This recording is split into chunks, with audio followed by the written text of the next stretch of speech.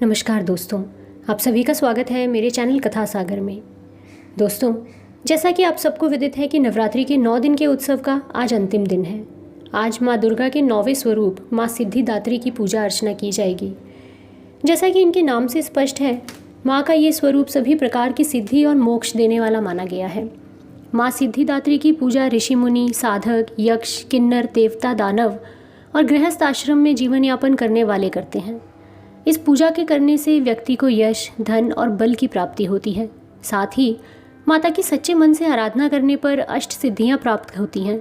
आइए जानते हैं माता सिद्धिदात्री पूजा विधि, मंत्र और उनके बारे में कुछ महत्वपूर्ण जानकारी।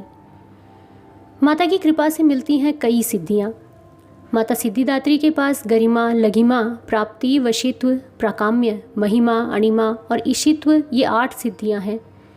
ये सभी सिद्धियां माता की कृपा और पूजा अर्चना से प्राप्त की जा सकती हैं। शास्त्रों में बताया गया है कि माता की कृपा से ही सभी देवी देवताओं को सिद्धियां प्राप्त हुई हैं। हनुमान चालीसा में उल्लेख मिलता है, अष्ट सिद्धि नव निधि के दाता, असवर दीन जानकी माता। इन्हीं अष्ट सिद्धियों के बारे में इन पंक्तियों में कहा गया है।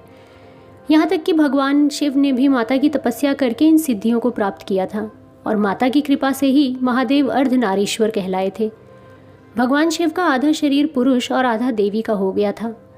9वें दिन सिद्धिदात्री की पूजा करने के लिए नवाहन का प्रसाद और नवरस युक्त भोजन के साथ 9 प्रकार के फल फूल आदि का अर्पण करके नवरात्रि का समापन करना चाहिए। माता का स्वरूप कैसा है? देवी भागवत पुराण में बताया गया है कि सिद्धि और मोक्ष देने वाली दुर्गा को सिद्धिदात्री कहा जाता है।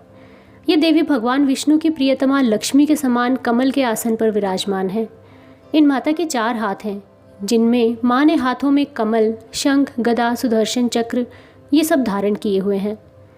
सिद्धिदात्री देवी सरस्वती का भी स्वरूप है और उन्हीं की तरह श्वेत वस्त्र धारण किए हुए हैं और मधुर स्वर से अपने भक्तों को हमेशा कृपा बनाए रखती हैं।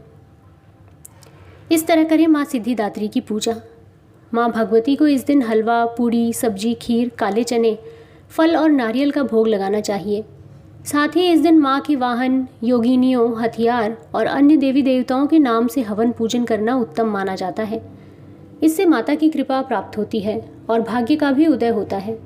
इस दिन माता की पूजा करते समय बैंगन या जामुनी रंग के वस्त्र पहनना शुभ माना जाता है। माता सिद्धिदात्री की शास्त्रीय विधि से पूजा अर्चना करने के बाद कन्या का पूजन करना चाहिए। बिना कन्या पूजन के नवरात्रि का शुभ फल प्राप्त नहीं होता है। कुछ घर में अष्टमी के दिन कन्या पूजन करते हैं तो कुछ घरों में नवमी के दिन कन्या पूजन किया जाता है। माँ सिद्धिदात्री की पूजा के बाद में ये कन्या पूजन करना चाहिए।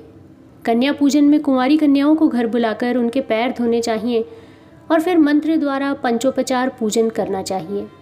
इसके बाद सभी कन्याओं और लांगुरों को पूरी, सब्जी, हलवा और काले चने आदि का भोजन कराएं। उनकी वैसे ही सेवा करें जैसे खुद माता आपके घर आई हुई हो। कन्याओं के साथ एक बालक को भी भोजन कराना चाहिए। बालक बटुक भैरव और लांगुरा के रूप में पूजा की जाती है। देवी की रक्षा और सेवा के लिए भगवान शिव ने हर शक्ति पीठ के साथ साथ एक भैरव को भी रखा हुआ है। इसलिए कन्या पूजन में एक बालक का होना भी ज़रूरी है। भोजन के बाद रोली और चावल लगाएं और फिर दक्षिणा दें। इसके बाद सभी कन्याओं और लांगुरा के चरण स्पर्श करके आशीर्वाद लें। जो भी भक्त कन्या पूजन करके नवरात्रि का समापन करते हैं उनको धर्म, अर्थ, काम और मोक्ष की भी प्राप्ति होती है। दोस्तों, आशा करती हूँ मेरे द्वारा दी गई ये जानकारी आपको अच्छी लगी होगी। माता रानी आपके ऊपर सदा अपनी कृपा ऐसे ही बनाए रखे और आपको और आपके सारे परिवार को सुखी और स्वस्थ रखे। धन्यवाद।